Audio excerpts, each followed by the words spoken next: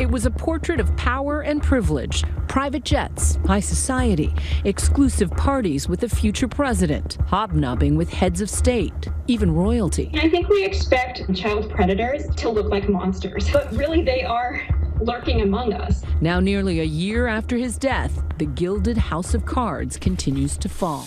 Today we announced the arrest of one of the villains in this investigation. Ghislaine Maxwell finally stands charged for her role in these crimes. This is a day of reckoning. Today, Ghislaine Maxwell under arrest, the alleged madam and right hand of the disgraced financier who died by apparent suicide last August in a Manhattan jail while awaiting trial on charges of sex trafficking.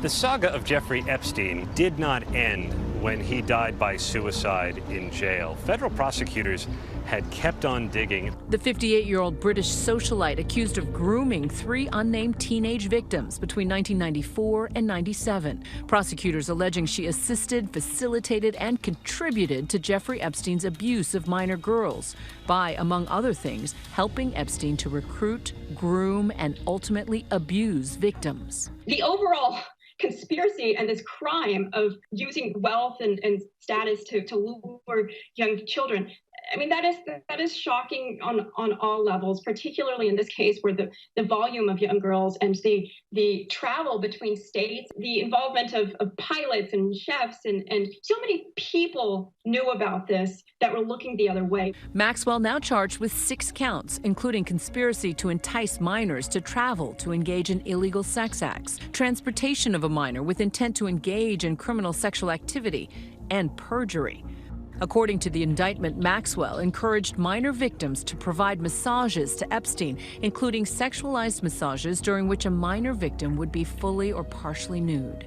And so why do you think it took authorities so long to make this arrest? I think that the prosecutors in the Southern District of New York have done an incredible job, and they are being very meticulous. They want to make sure that the indictment sticks. Sigrid McCauley is representing several women who have allegations against Jeffrey Epstein. They took a lot of time to be very careful and thoughtful, and that gives me a lot of hope that she will remain in prison for the remainder of her life. Arrested in New Hampshire, Maxwell waived her right to a detention hearing there, clearing her way for transfer to New York, where she'll be temporarily detained. Maxwell had been labeled a flight risk in the government's motion for detention. They cited her international connections, including holding 3 passports and significant financial means. She'd been hiding out in this 156-acre New Hampshire estate, acquired through an all-cash purchase in December 2019. She had been long rumored to be in Europe, maybe in California, but ultimately the FBI had tracked her down in New Hampshire, where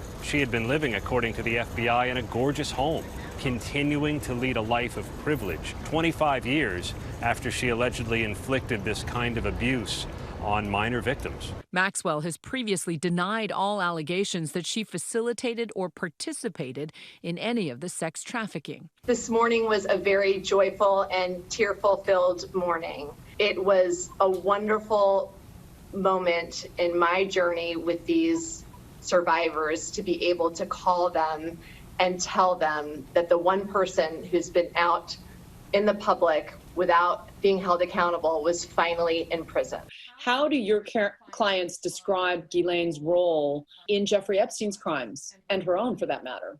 Ghislaine was really the central figure. So she worked hand in hand with Jeffrey Epstein to be able to facilitate these crimes over the course of more than 2 decades. And she was the main person who assisted him and allowed him to be able to perpetrate so many crimes against young females. Some of the alleged victims have said that it wasn't just that she was an adult, but that she was female. The women say that played a role in the way they saw Jeffrey Epstein before these alleged crimes. And she would try to present herself in this like maternal, cool big sister kind of way. And then when things would get sexual, the victims would be more put at ease just by having this trusted older woman there.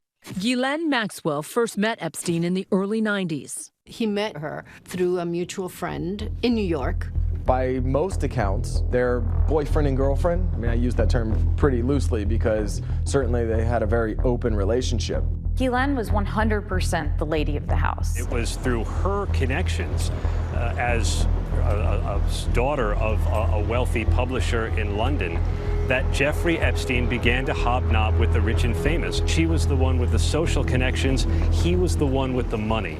Epstein and Maxwell socialize with the international jet set, including power players like President Bill Clinton and Donald Trump. But both say they knew nothing of his behavior and that they had distanced themselves from Epstein.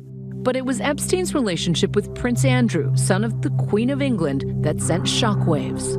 The ill-fated friendship began in 1999 when Maxwell, an old friend of the prince, introduced them. Prince Andrew speaking with the BBC. He had the most extraordinary ability to bring extraordinary people together. Prince Andrew stayed with Epstein at his properties in New York, West Palm Beach, and at his private island in the Caribbean. He also flew on his private jet. But behind the glamour, sinister allegations. I had just been abused by a member of a royal family. So when you talk about these chains, yeah, I wasn't chained to a sink, but these powerful people were my chains. In a December interview with the BBC's Panorama, Virginia Giuffre, whose maiden name is Roberts, alleges Epstein and Maxwell directed her to have sex with Prince Andrew in 2001 when she was just 17. This is not some sordid sex story. This is a story of being trafficked. This is a story of abuse. And this is a story of your guys' royalty. Giuffre says that Maxwell recruited her when she was just 16 and then groomed her to become Jeffrey Epstein's underage sex slave. In court filings in a defamation case against Maxwell, Giuffre claimed Epstein ordered her to have sex with some of his powerful friends, including on 3 occasions, Prince Andrew. Prince Andrew has denied all her claims. In this BBC interview from November, he maintains he has no recollection of Giuffre and never had sex with her. I can absolutely categorically tell you it never happened. In a statement in response to the BBC's Panorama, Buckingham Palace said the Duke unequivocally regrets his ill-judged association with Jeffrey Epstein and deeply sympathizes with those affected who want some form of closure. Now, speculation growing about what will come to light now that Maxwell is in custody. Sigrid McCauley also represents Virginia Giuffre. Should Prince Andrew be concerned? I think Prince Andrew should be very concerned, yes. He has been asked by the government to give testimony, which it's my understanding he has refused to give. My own firm has asked him for his deposition, which he, again, has refused.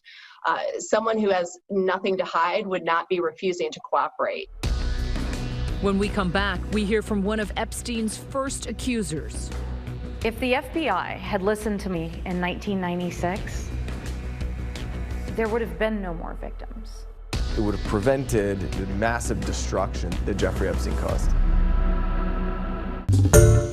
Hi everyone, George Stephanopoulos here. Thanks for checking out the ABC News YouTube channel. If you'd like to get more videos, show highlights, and watch live event coverage, click on the right over here to subscribe to our channel, and don't forget to download the ABC News app for breaking news alerts. Thanks for watching.